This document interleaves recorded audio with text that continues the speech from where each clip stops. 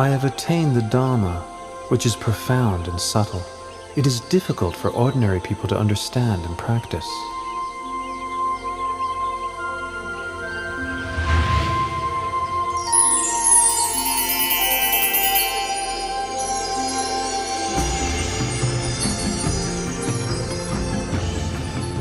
There are several kinds of people in this world. The quick-witted, upon hearing my teachings, know and understand them quickly, just like a lotus flower above the surface of the water that blossoms as soon as it receives the sun's rays. Those of moderate intelligence, having heard my teachings and then receiving some further explanation and training, are able to know and understand within a short time, just like a lotus flower, level with the surface of the water, ready to blossom the next day.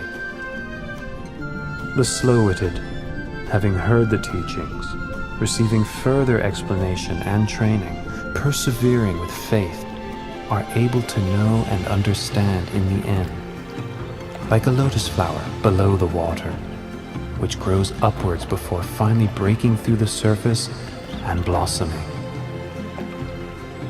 The final kind of person, no matter how many times they hear the Dhamma, are unlikely to grasp the meaning or understand, although their listening may be a cause for realization in a future existence. This type may be compared to a lotus down in the muck and mire, falling prey to fish and turtles, not rising up and blossoming. This being the case, I'll preserve my life for the sake of spreading the Dhamma.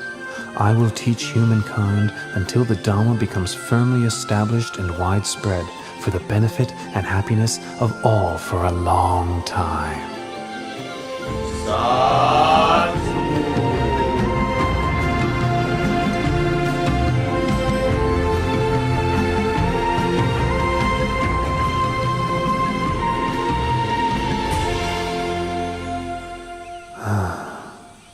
It's a pity that Alara the hermit passed away 7 days ago, and Udaka the hermit passed away just yesterday. If Alara Galama could have lived for another 7 days, and Udaka Ramaputta just one more day, they would both have surely attained enlightenment. The Buddha had known through superhuman knowledge of the passing away of Alara Kalama and Udaka Ramaputta.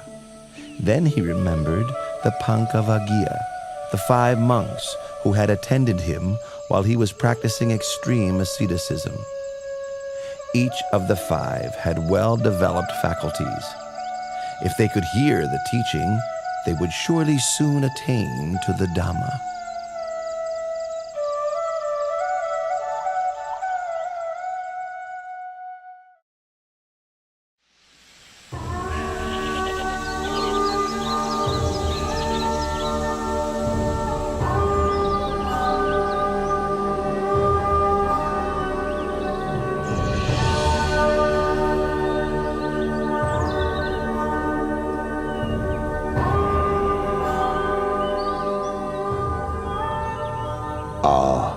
That's Gautama, the recluse, the one to whom we formerly attended.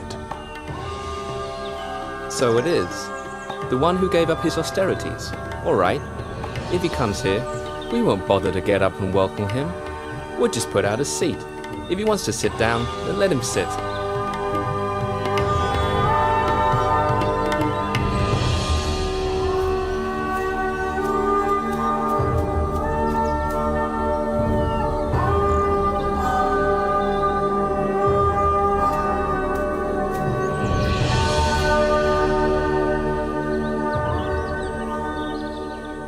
Look, we're so glad to meet with him again that we've forgotten our agreement to show no interest.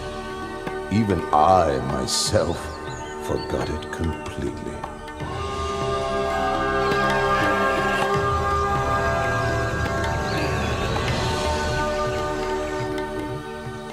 Recluse Gautama, what leads you to visit us here in this forest? Do not address me in that way. I have now, Attain to the Dharma. Pay attention to my words.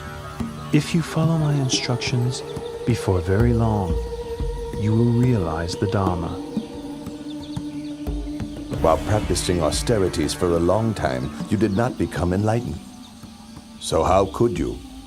How could you have attained liberation after giving up your efforts and causing us to abandon you? Throughout all of that time, did I ever say anything like this to you all? No, it's true. You have never said anything like this to us before.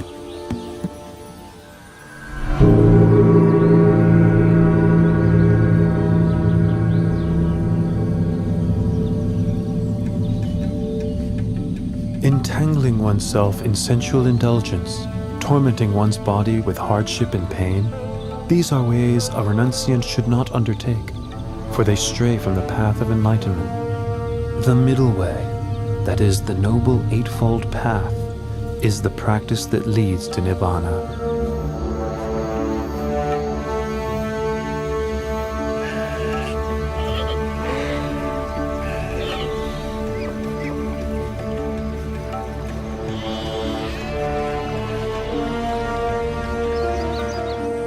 There are four noble truths as follows.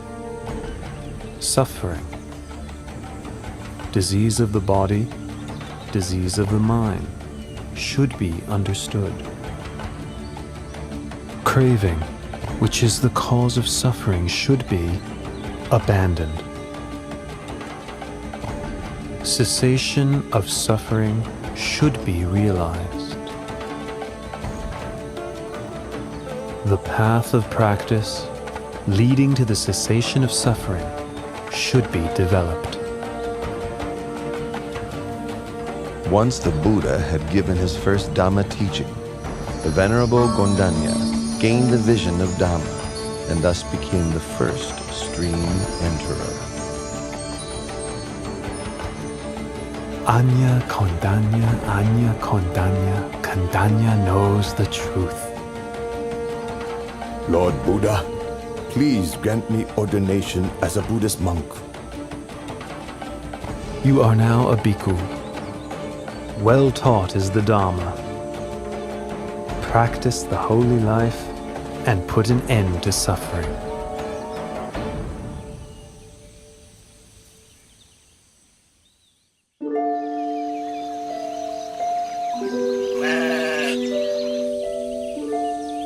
The Buddha gave ordination to Venerable Vappa on the first day of the waning moon, Venerable Bhaddiya on the second day, Venerable Mahanama on the third, and Venerable Assaji on the fourth.